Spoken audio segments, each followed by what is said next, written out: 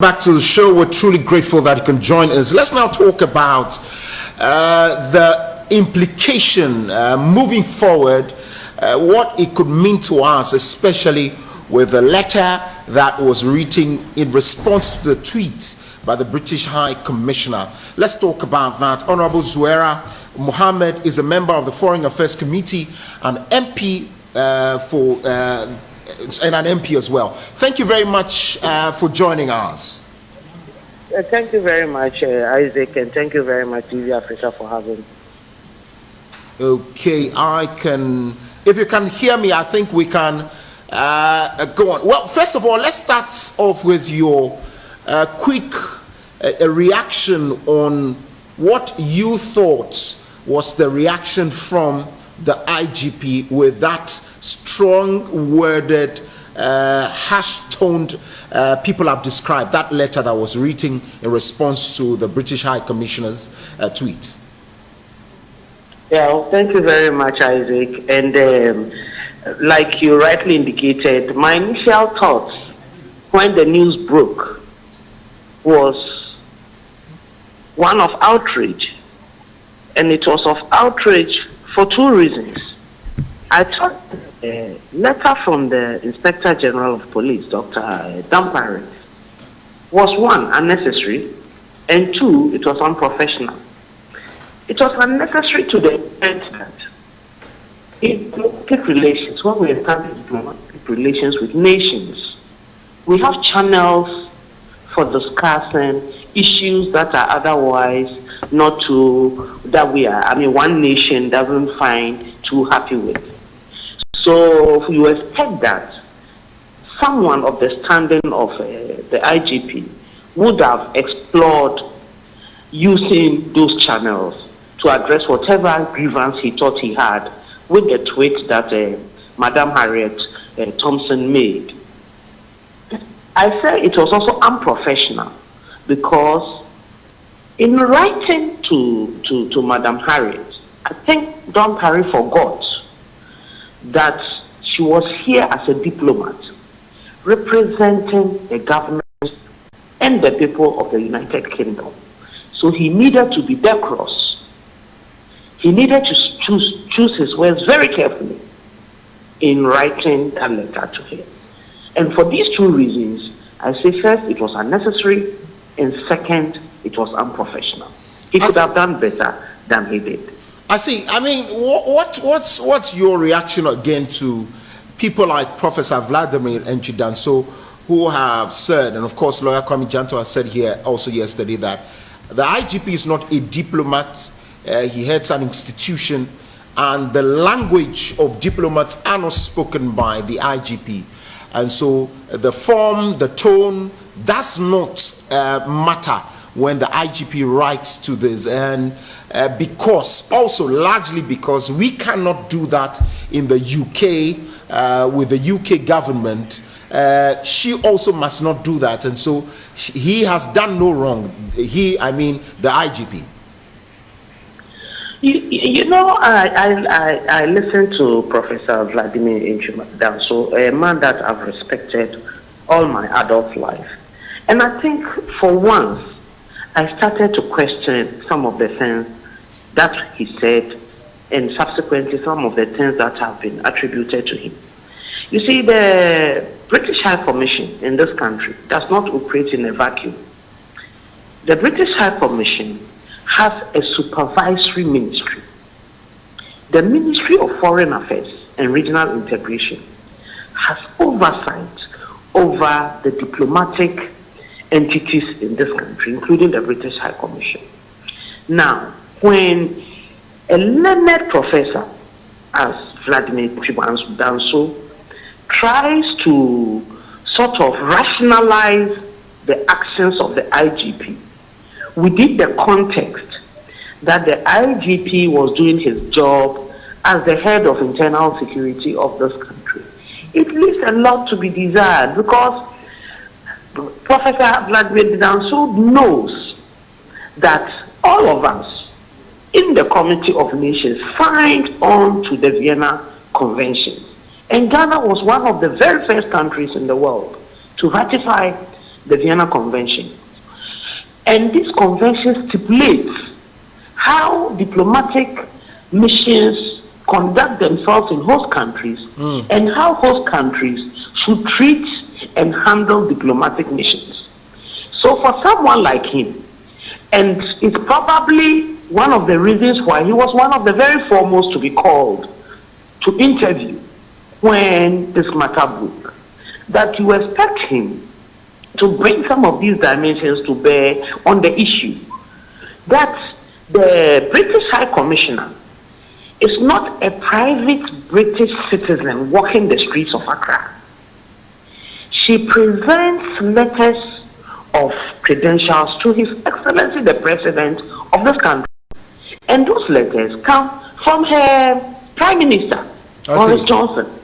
So this is an interstate relationship that we have. So the IGP, if he found Madame Harriet Thompson's tweet worrying, he needed to speak to the Foreign Ministry to open a certain window of dialogue for him to engage the British High Commission so they could discuss whatever his concerns were. And the British High Commission will take it on board for future, what do you call that, future activities. Honorable. But you see, Honorable. Yes. Is it okay also that people who have said that and advised that the High Commissioners, if also they have any observation, they could also write to the Foreign Ministry for redress and not necessarily tweeting, because that could have some undercurrent or undertone as well? Isaac, in everything that I've said so far, I haven't even discussed Madam Harriet's tweet. Okay. We are discussing IGP's letter. IGP's reaction. But that should not be done in isolation, right? Good. So whether Madam Harriet did the right thing or not, right, there were still channels to address those issues. And you see, you just preempted my thoughts as I was addressing your second question. Right. I was going on to the point where I think, in my opinion, that the ruling class of this country, the hypocrisy of the ruling class of this country, is what lends itself to some of these developments that we are seeing. I say this because we were all in this country. We had a certain British High Commissioner called John Benjamin. In fact, at that time, we had the American ambassador as well. And we saw how deeply they interfered, involved themselves, even in the local politics of this country. And we didn't hear Professor Vladimir Chidanso and all the people who are justifying the IGP's actions now, condemning those actions then, because it inured to their benefit at that time. We saw it in this country. You know, so unless the ruling class begins to work according to set out dictates, set out conventions, then we can all converge around a certain forum of best practice. But when we choose and pick, when it's okay, when they do it because it's a certain party that is in office in this country, but they can't do it now because now it's another party, then we have a problem. I see. We haven't spoken to Madam Harriet. Right. I have seen the Minister of Foreign Affairs. Yes, I was coming to that actually. Which for me is the right thing to do. You know, calmness, call everybody to the table, let's talk. And in fact, let's agree certain modalities so that we don't experience what we've experienced this last 2 to 3 days in this country. Because it has serious implications for our bilateral relations with the government and people of the United Kingdom. We don't live in isolation in this world. I see. In fact, right. Yeah, go ahead. In fact, in fact, as recent as March, 3 months ago, our government signed some form of trade agreement with the UK, running into 1.52 billion United Kingdom pounds. Now, we don't want to raffle this sort of trade, business, investment, and security arrangements that exist. And the things that the governments do together are not in there open for all of us to see. I see. Some also say, right, some also say that this could be a final one for all diplomats in the country to tread cautiously to wanting to respond to things they see. Do you see that as well? Isaac, you know, this country is a very interesting country. I was reading a tweet somewhere a few days ago where someone said, "Oh, we Ghanaians have to go somewhere and come back. Ghana needs to think." And I said, no, Ghana is not the problem. Ghanaians are the problem.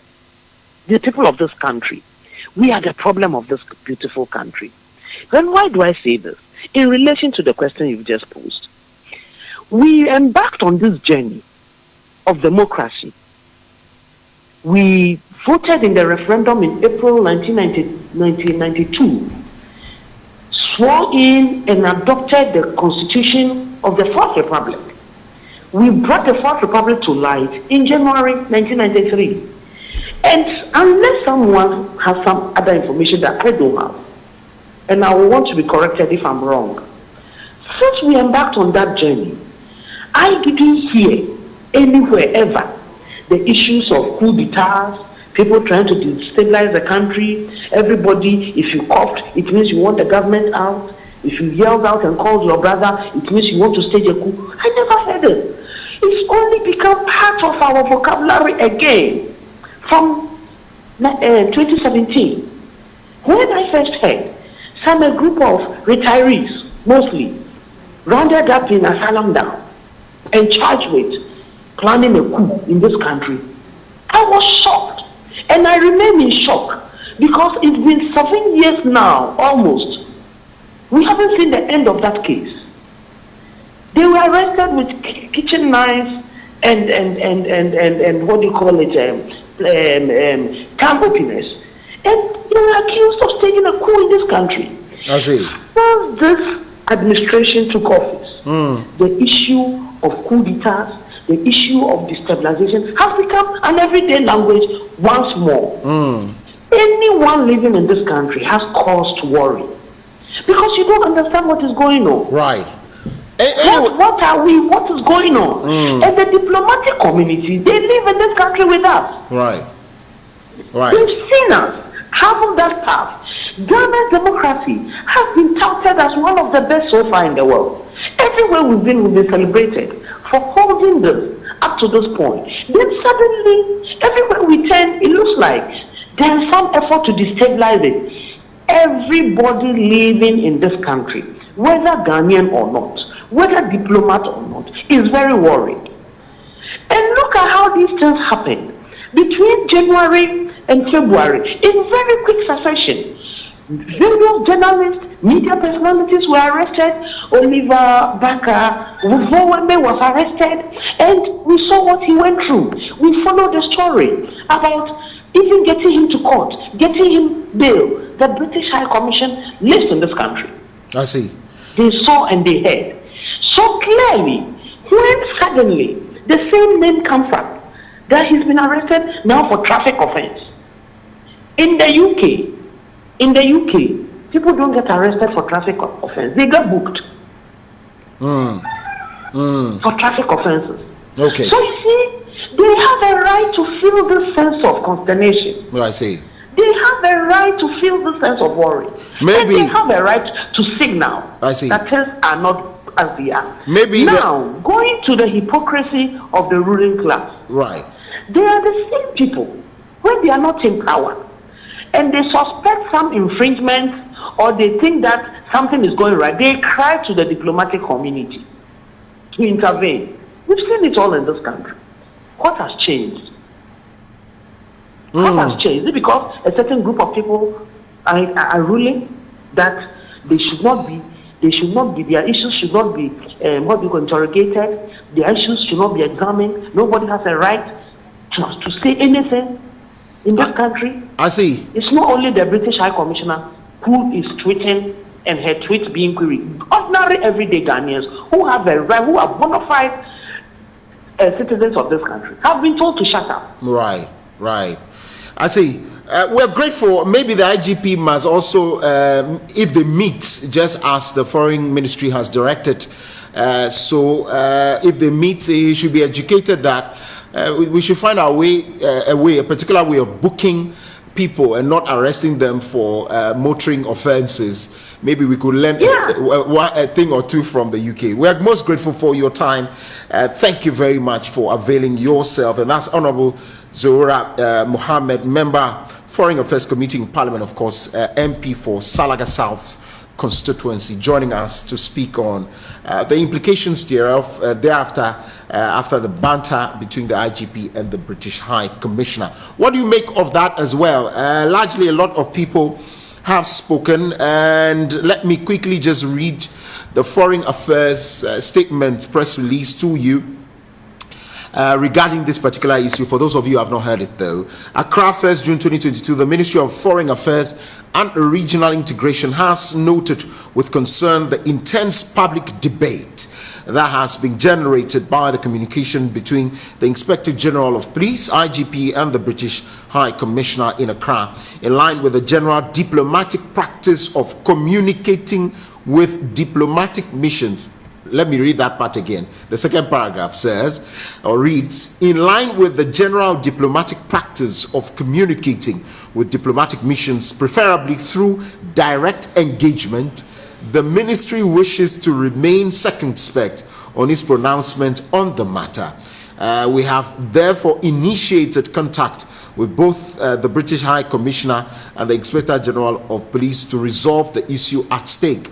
The ministry wishes to underline its commitment to the strong historical bonds between Ghana and the United Kingdom, which through the years have been deepened by, among others, the exchange of high-level views on both sides, as well as increased cooperation on trade, investment, and security. We take the opportunity to reaffirm the bonds of friendship and cooperation between our two countries. This to all media houses, and that's from the Ministry of Foreign Affairs and Regional Integration to all over us. Let's take a break at this point. When we come back, let's talk about the Green Ghana Day 2022 as the head of corporate affairs of the Forestry Commission joins us. Stay with us.